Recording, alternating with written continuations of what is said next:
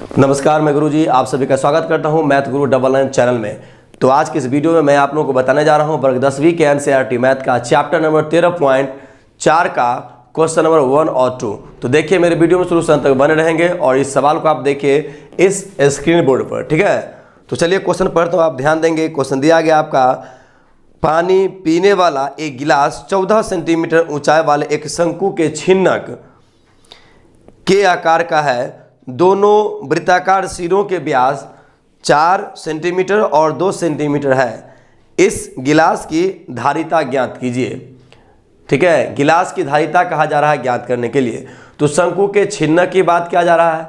तो चलिए शंकु के छिन्नक से बनाने के लिए जो कहा जा रहा है, इससे पहले हम क्या जान लेते हैं कि शंकु का छिन्नक कहा क्या जाता है। वैसे आप मेरे वीडियो में जाकर देख सकते हैं। मेरा वीडियो जो है 13.1 का जो वीडियो है उसका जो प्लेलिस्ट में जाएंगे तो उसका फर्स्ट वीडियो आप देखेंगे। उसमें शंकु, गोला, बेलन, घन, घनाभ सभी का आयतन और वक्र क्षेत्रफल और संपूर्ण पृष्ठ क्षेत्रफल के बारे में डीपली से आपको बता दिए हैं, जिसमें आपको शंकु के छिन्नक का आयतन, ठीक है, और वक्र पृष्ठ क्षेत्रफल और संपूर्ण पृष्ठ क्षेत्रफल, इन सारे चीज़ों के बारे में गहराई से बता दिए। एक बार जाकर आप जरूर देख लीजिए, ठीक है। तो चलिए अभी फिर से मैं समझा देता हूँ और अच्छा रहेगा। तो उसके बाद मैं सवाल बताता हूँ।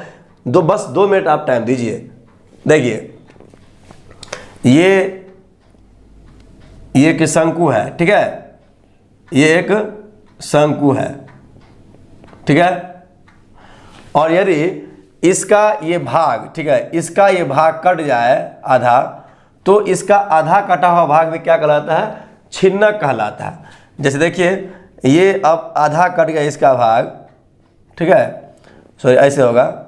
इसका अगर आधा भाग जो कट गया, ठीक है ना, तो ये आपका छिन्नक कहलाएगा। क्लियर? ये क्या हो जाएगा? छिन्नक कहलाएगा। अब आप याद करिए कि इसके ऊपर में भी एक वृत्त है, ये छोटा वृत्त है, और ये नीचे का जो आधार है ये भी बड़ा वृत्त है। ये बड़े वृत्त है और ये छोटे वृत्त है, ठीक है। तो इसका जो व्यास ये भी पूरा इसका व्यास है। इसका त्रिज्या तो हो जाएगा R2, ये हो जाएगा, ये पूरा व्यास है, ये हो जाएगा R1, ठीक है। ये R1 और R2, और ये इस छिन्नक का क्या हो जाएगा? ऊंचाई हो जाएगा, ऊंचाई। क्लियर? कोई दिक्कत नहीं। और ये इसका L हो जाएगा, यानी कि त्रियक ऊंचाई। कोई दिक्कत नहीं। तो ये इसका त्रियक ऊंचाई हुआ। अब देखिए इसका आयतन क्या होता है। शंकु के छिन्नक का आयतन लिख देते हैं, आप याद कर लीजिएगा। शंकु के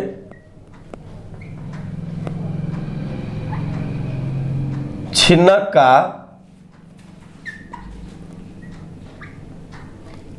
आयतन बराबर 1/3 पाई और h इंटू R1 का स्क्वायर प्लस R2 का square plus R1 into R2। ये आपका शंकु का छिन्नक के आयतन होगा, ठीक है। अब शंकु के वक्र क्षेत्रफल होगा यही का, शंकु के छिन्नक का वक्र क्षेत्रफल। तो आप लिख लेंगे यही चीज, शंकु के छिन्नक का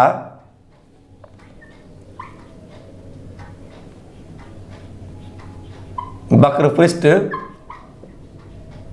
क्षेत्रफल क्या होता है? पाई आर होता है ना, तो ऐसे होता है इसमें पाई, ठीक है, और पाई हो गया। और इसमें देखिए इसमें सबसे बढ़िया चीज आपको समझना होगा इसमें क्या, कि ऐसे करते हैं। पाई आर होता है ना शंकु का आयतन, तो इसमें होता क्या है कि R1 और प्लस R2, ये हो गया पाई R और ये हो गया L। क्लियर? पाई R L, ये शंकु का शंकु के छिन्नक का वक्र पृष्ठ क्षेत्रफल हो गया। क्लियर? अब होगा इसका संपूर्ण पृष्ठ क्षेत्रफल क्या होगा। तो यहां पर लिख सकते हैं शंकु के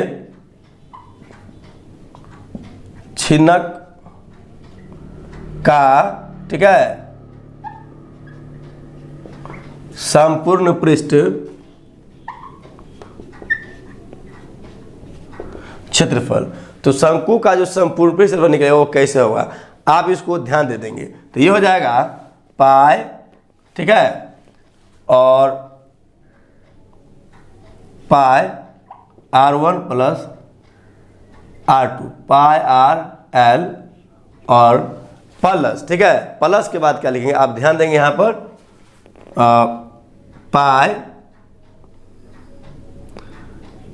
R1 का स्क्वायर प्लस पाई R2 का स्क्वायर। ये हो गया आपका शंकु के छिन्नक का संपूर्ण पृष्ठ क्षेत्रफल। कोई दिक्कत नहीं।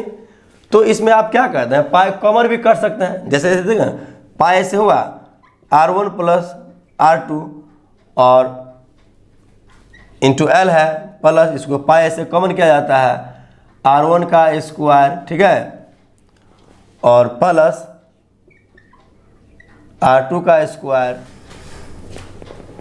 हो गया, यहाँ तक कोई दिक्कत नहीं। यहाँ तक ये पाई कॉमन कर लिए तो इस प्रकार ये बनेगा।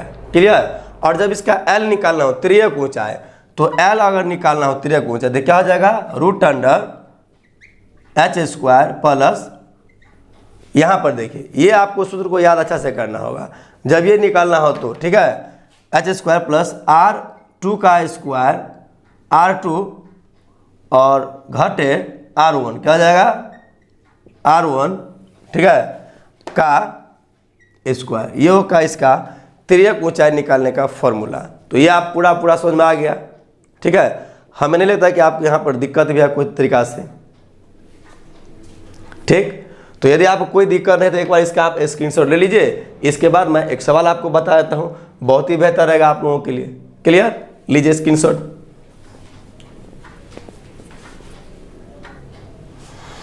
तो चलिए इसका आप स्क्रीनशॉट ले लिए। अब मैं पहला जो सवाल पढ़ा हूँ वो आपको बता देता हूँ, आपके लिए बेहतर होगा, ध्यान दें।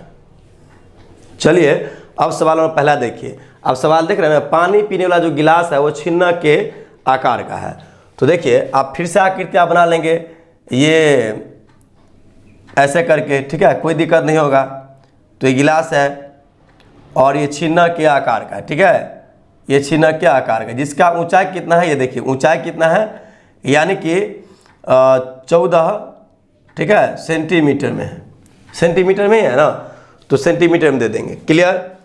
और इसका जो व्यास है तो ये होगा यहाँ से यहाँ तक व्यास, छोटे वृत्त का व्यास मान लेता हूँ पहले यहाँ पर 2, ठीक है, 2 सेंटीमीटर, ठीक है। और इसका जो बड़े वृत्त का व्यास हो जाए कितना दिया है 4 सेंटीमीटर। कोई दिक्कत नहीं। तो कहा जा रहा है कि इसकी धारिता ज्ञात किया जाए, ठीक है। आप क्वेश्चन देख सकते हैं बार बार स्क्रीन पर। आपको इसमें क्या कहा धारिता ज्ञात करने के लिए, तो धारिता का मतलब पूरा आयतन हो गया, ठीक है, छिन्नक का आयतन हम ज्ञात करेंगे। क्लियर। तो ये आकृति आप लिख सकते हैं पहले, और यहाँ से बनाता हूँ और आप ध्यान देंगे तो हम यहाँ पर लिखते हैं पहले, ठीक है, छोटे वृत्त का व्यास जो दिया गया, ठीक, ऊपर में। तो यहाँ पर लिखता हूँ, ध्यान दें,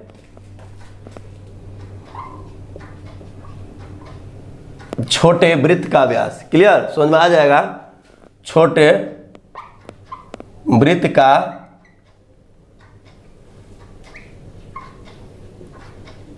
व्यास d बराबर कितना है 2 सेंटीमीटर। तो त्रिज्या क्या हो जाएगा आप ध्यान दें, त्रिज्या R1 बराबर, ठीक है, R1 बराबर 2/2 हो जाएगा, कटेगा, बराबर 1 सेंटीमीटर। कोई दिक्कत नहीं। अब देखिए जब छोटे वृत्त का व्यास 2 था तो त्रिज्या 1 आ गया। अब बड़े वृत्त का व्यास निकाल लेते हैं, ठीक है, ध्यान दें, बड़े वृत्त का व्यास d बराबर क्या दिया गया है 4 सेंटीमीटर। तो त्रिज्या क्या होगा, इसका त्रिज्या R2 हो जाएगा, ठीक है, R2 बराबर कितना 4 कितना हो जाएगा 2, और एक कटेगा कितना हो जाएगा 2 सेंटीमीटर इसका। कोई दिक्कत नहीं। अब देख लीजिए कि इसका ऊंचाई कितना है गिलास का। तो देख लीजिए यहाँ पर ऊंचाई दिया गया कितना, तो लिख देते हैं यहाँ पर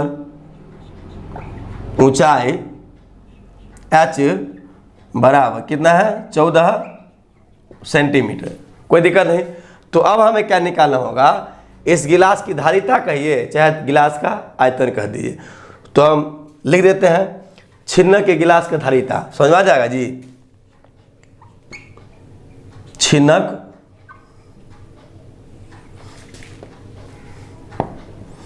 का आयतन कर देते हैं, समझ में आ जाएगा। का आयतन आप धारिता लिख सकते हैं, कोई दिक्कत नहीं। क्या होता है आयतन? तो 1/3 पाई h इंटू R1 का स्क्वायर प्लस R2 का स्क्वायर और प्लस R1 इंटू R2, ये इसका हो गया आयतन। कोई दिक्कत नहीं। तो यही आयतन पर हम पूरा को सेट करेंगे और सवाल बनाने का कोशिश भी करेंगे। ध्यान दें, तो 1/3 है तो क्या हो जाएगा 1/3 गुने पाई का मान कितना 22/7 मान लेंगे, ठीक है। और h कितना दिया गया है तो आप देख सकते हैं h कितना है 14 सेंटीमीटर, तो यहाँ पर हो जाएगा 14। क्लियर। अब R1 का स्क्वायर था, R1 में कितना 1 है तो 1 का स्क्वायर प्लस R2 यानी कि 2 है तो 2 का square plus R1 into R2 है तो यानी कि a का गुने 2। क्लियर, a गुने 2। तो आयतन हमेशा सेंटीमीटर क्यूब होता है, इसलिए हमेशा सेंटीमीटर क्यूब, आयतन हमेशा क्यूब में होता है, ठीक है। तो यहाँ पर आप इस चीज को ध्यान देंगे, सेंटीमीटर क्यूब में है। क्लियर। अब आप अच्छा से ध्यान दें कि जो ये मान दिया गया उसको आप समझने का कोशिश करेंगे। तो एक इसको काट दो, 7 दूना 14, ये कट जाएगा ना। अब 22 दूना 44, 44 बटा में कितना है 3, कोई दिक्कत नहीं। अब देखिए इसका 1 का स्क्वायर 1 के होगा, 2 का स्क्वायर 2 दूना 4 प्लस 1 को 2 से गुना करो, 2 1 2 सेंटीमीटर क्यूब, कोई दिक्कत नहीं। अब आप इस आकृति को हम क्लीन कर देते हैं, ठीक है, बेहतर है। ये पहले लिख लिया ना, ठीक है। ध्यान दीजिए। अब तो यहाँ तक हो गया, यहाँ बराबर का चिन्ह देते हैं, बेहतर रहेगा। तो अब देखिए 44 हो गया तो कितना 44/3 और गुने इसको जोड़ देते हैं, कितना हो गया 4 2 6 1 7, तो यहाँ पर हो गया 7 और सेंटीमीटर क्यूब, कोई दिक्कत नहीं। गुना कर दिए, इसको कितना आता है 7 चौक 28, 7 चौक 28 2 30, यानी कि 308/3। आप यहाँ पर भी छोड़ देंगे तो कोई दिक्कत नहीं, ठीक है। और यदि इसको काटना ही है तो आप काट सकते हैं, देख लीजिए। 3 1 3 0, 3 दूना 6, 2 बच गया, 2 जाएगा ऊपर और 3 आएगा नीचे सेंटीमीटर क्यूब। ये हो गया आपका आंसर, ठीक है। आप 308/3 भी लिख सकते थे, यहाँ तक भी लिख दो, कोई दिक्कत नहीं। आपको जैसे भी काटना कर सकते हैं। तो एक बार आप इसका स्क्रीनशॉट ले लीजिए, आपका सवाल पूर्ण रूप से कंप्लीट हो चुका है, ठीक है। लीजिए।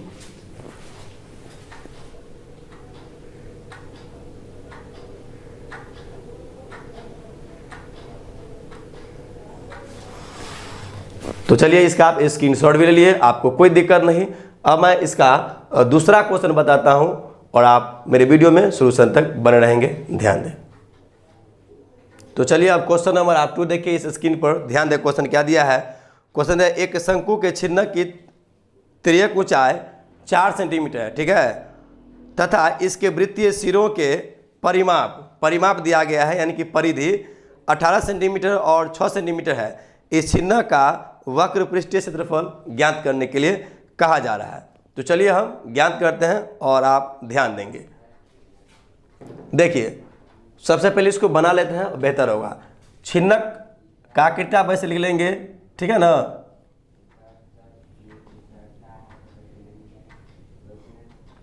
ठीक है, इसका जो परिधि है, ठीक है, परिधि कितना दिया है 18 सेंटीमीटर, इसका परिधि कितना है 6 इस वृत्त का, ठीक है।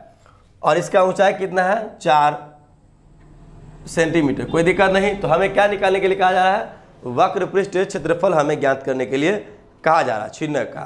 क्लियर। तो देखिए इस छोटे वृत्त का जो परिधि कितना है 6 सेंटीमीटर दिया गया और बड़े वृत्त की परिधि कितना है 18 सेंटीमीटर, ठीक है। तो आप क्वेश्चन आप देख रहे हैं स्क्रीन पर, आप यहाँ पर बनाने की कोशिश करता हूँ, ध्यान दें। लिखेंगे यहाँ पर पहले छोटे वृत्त की परिधि, ध्यान दें, छोटे वृत्त की परिधि कहिए या चाहे परिमाप कहिए, ठीक है। कितना दिया है 6 सेंटीमीटर। तो परिधि क्या होता है 2 पाई r1 बराबर लिखेंगे, ठीक है। यहाँ पर 6 सेंटीमीटर।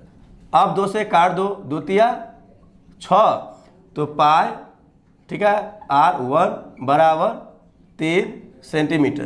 तो हमें r1 निकालना होगा। r1 बराबर 3/पाई और यहाँ पर सेंटीमीटर आप मान लो, कोई दिक्कत नहीं, क्योंकि ये तो r1 होता है और ये r2 होता है, कोई दिक्कत नहीं। अब बड़े वृत्त का परिधि लिखते हैं, तो यहाँ पर लिखेंगे बड़े वृत्त की परिधि, ठीक है, परिधि बराबर कितना 18 सेंटीमीटर। तो यहाँ पर 2 पाई r2 बराबर कितना 18 सेंटीमीटर। 2 से काट दो, 2 में 18, यानी कि पाई r2 बराबर 9 सेंटीमीटर। इसीलिए r2 बराबर क्या हो जाएगा 9/पाई सेंटीमीटर। ये आप कहोगे इसका r2 मान निकलेगा, r1 का मान निकलेगा, और ये आकृति आप लिख लिए होंगे, ठीक है। इसकी ऊंचाई इतना है, ठीक है। तो सबसे पहले ऊंचाइयों पर ले लेता हूँ, बेहतर रहेगा, नहीं चाहे नीचे में लिख देता हूँ। किसका दिया ऊंचाई, तो छिन्नक की ऊंचाई, तो यहाँ लिख देते हैं ऊंचाई h बराबर 4 सेंटीमीटर, कोई दिक्कत नहीं। अब इस आकृति को लिख लिया, तो इसको हम क्लीन कर देता हूँ, बेहतर रहेगा। उसके बाद आपका सवाल आगे लिख देते हैं छिन्नक का वक्रपीठ क्षेत्रफल। चलिए अब देखिए यहाँ, तो यहाँ लिख देते हैं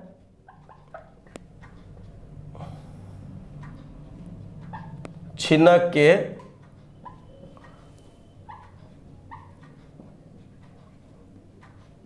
वक्रपृष्ठ क्षेत्रफल बराबर क्या होता है pi into r1 plus r2 into l, ठीक है। ये होता है उसका वक्रपृष्ठ क्षेत्रफल, शंकु के छिन्नक का वक्रपृष्ठ क्षेत्रफल। अब इस पर हम सेट करते हैं। देखिए पाई का मान कितना होता है 22/पाई, इसमें आदि है, यहाँ पर समझ लिए पहले r1 बराबर 3/पाई दिए हैं, इसलिए इसका पाई का मान हम नहीं बैठाएंगे तो और भी बेहतर होगा, ठीक है। पाई को पाई रहने देते हैं, ध्यान दो, यहाँ पाई का पाई रहने देते हैं, और यहाँ r1 के जगह पर कितना है, यहाँ पर 3/पाई, क्लियर, प्लस r2 जगह पर कितना है 9/पाई, क्लियर, और l इसका कितना दिया है 4, ठीक है। अब ध्यान दे, पाई का पाई रहेगा, इसका एलसीएम कितना हो जाएगा पाई का पाई, ठीक है, 3 + 9 इसका ब्रैकेट और गुने 4, यानी कि पाई का पाई हो गया और 9 3 12/4 हो गया, यहाँ पर 4, क्लियर। तो ये हमेशा सेंटीमीटर स्क्वायर में होता है क्षेत्रफल। 4 से 4 यानी पाई है, यहाँ पर ना मिस्टेक हो गया, यहाँ पाई की जगह पर यहाँ पाई के पाई होगा 4 नहीं, तो ये पाई और पाई कट गया, बच गया 4, 12 चौक 48 सेंटीमीटर स्क्वायर। ये आपका आंसर निकल गया, ठीक है, छिन्नक के वक्रपृष्ठ क्षेत्रफल। तो एक बार इसका आप स्क्रीनशॉट ले लीजिए, सवाल बन गया, ठीक है।